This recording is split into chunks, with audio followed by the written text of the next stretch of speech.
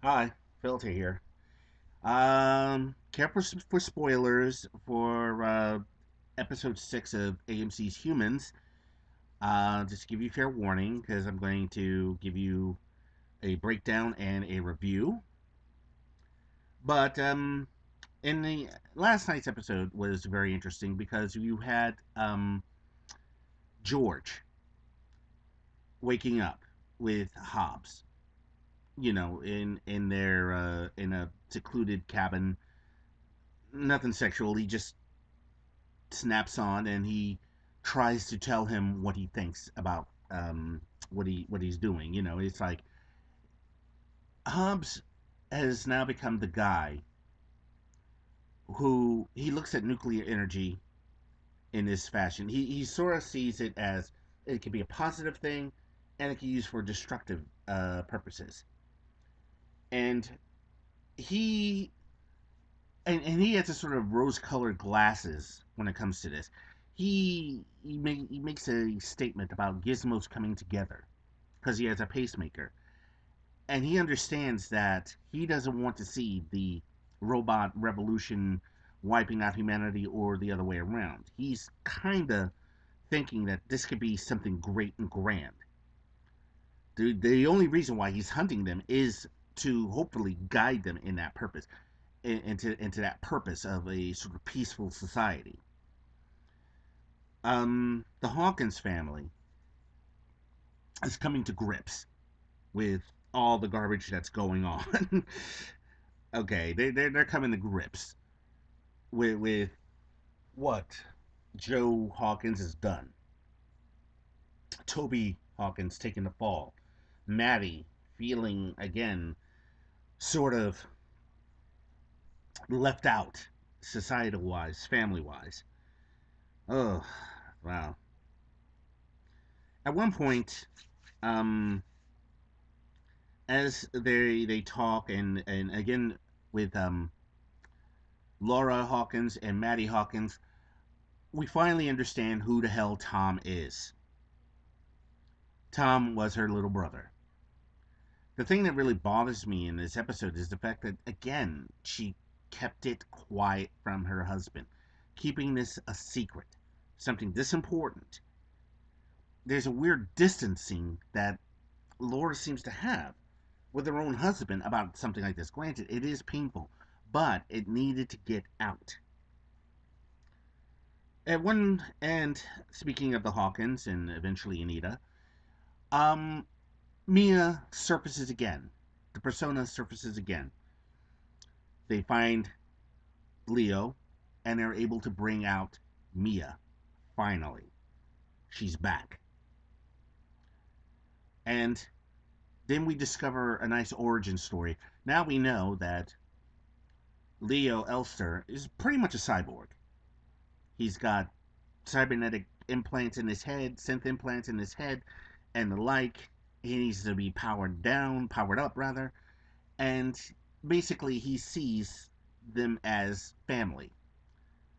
David Elster created a tutor in the form of Niska, a nanny in the form of Mia, a little brother in the form of Max, and a best friend in the form of George.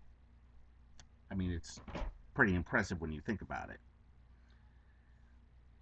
Now, speaking of Nitska, we find that she's holding Milliken hostage, as in the last episode. She's pretty much she wants to discover herself, but in a weird way, she's almost like a sort of militant feminist type in the making.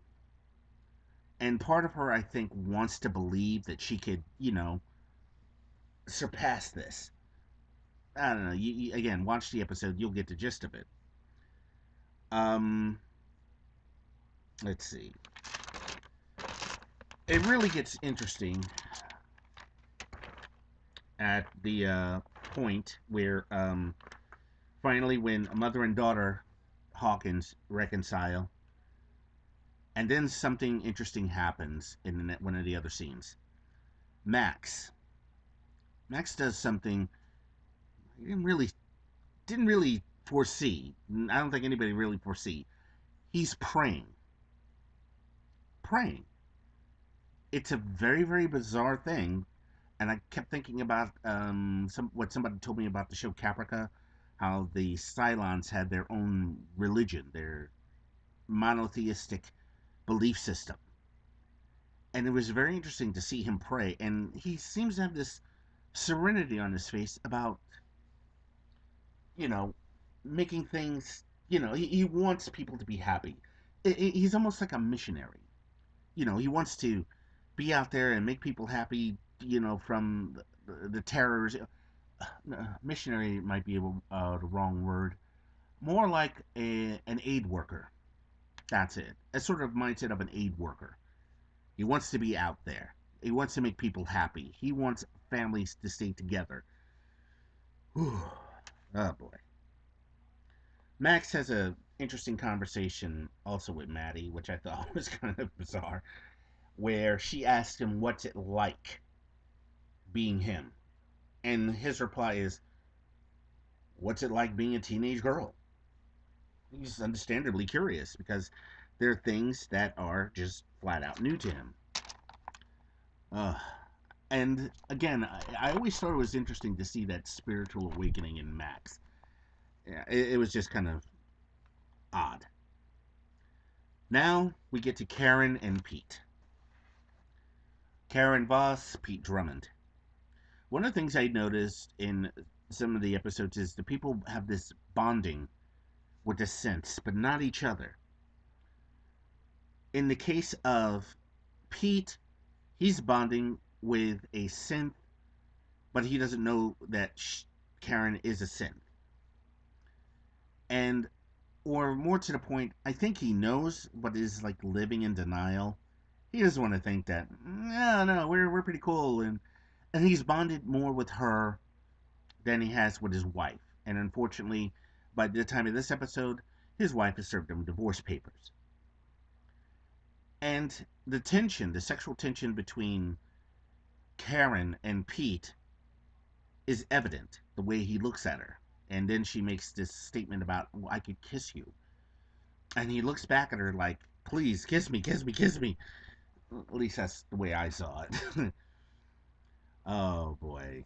I'm going through my notes here, so please bear with me. Um, when Joe Hawkins comes back to the residence, there's an awkward moment when before the Mia persona pops up again, where he's trying to figure out what the hell's going on and he wants to work things out.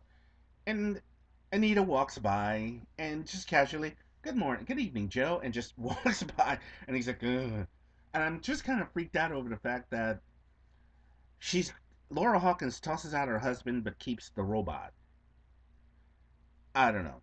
But again, they've amorphized Anita. She's a part of the family. It's evident in the way Toby reacts. It's definitely evident in Maddie and and Sophie. They're they're the ones who find Anita to be more of a person than anything else.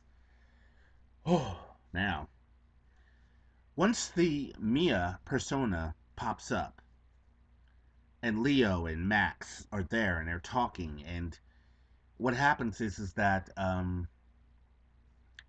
Laura is now willing to join the fight to grant them their rights. After all, she is a lawyer. Okay.